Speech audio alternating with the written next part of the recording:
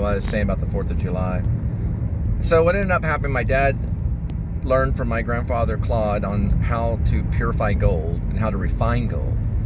And to begin with, my grandfather went off to Arizona and found gold in a mine, an old abandoned mine, or near an old abandoned mine. But they brought the gold back and they refined it and made gold bars, and he was able to do that so he could go on assignment.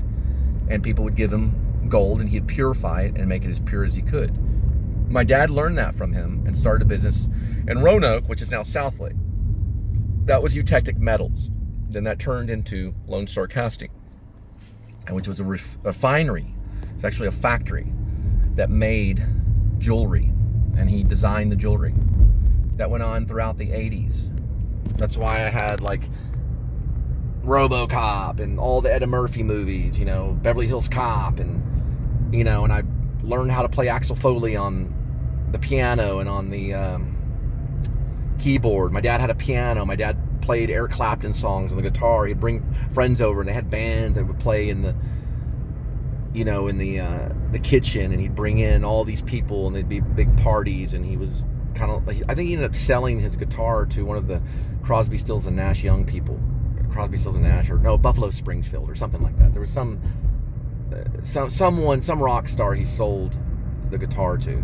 But my dad was a big musician, and he played songs on his piano, he'd play songs on the guitar, and all of that kind of melted into me eventually. I started writing songs at 17,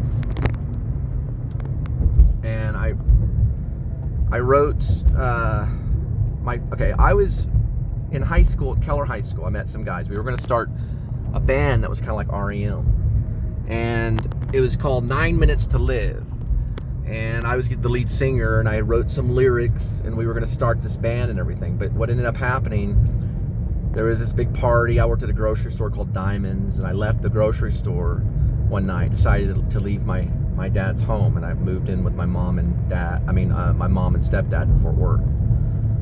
And that happened like 1990 or something, 1991, whatever. I left Keller and eventually graduated from Pascal High School. And there is when I started, that's when I started writing. I was in Bob Reed's creative writing class. I told you about some plays and stuff earlier. Well, I started writing plays. I started writing, like, I kind of like a little novel in high school.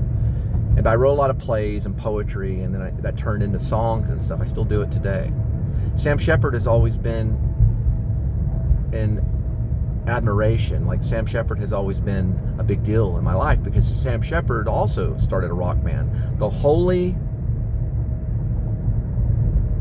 Moly Rounders. I think it's the Holy Moly Rounders. Holy Moly Rounders was his rock band. He was going to be a rock star, but then he started.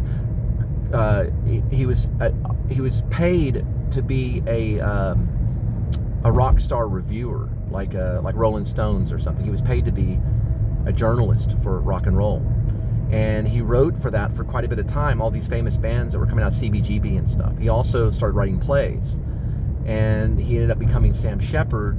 But he also wanted to include rock and roll in his plays, and that's how Shepard got his style. And Cowboy Mouth was made. Him and Patti Smith did that. And he also worked with a director that was named Joe Chaikin.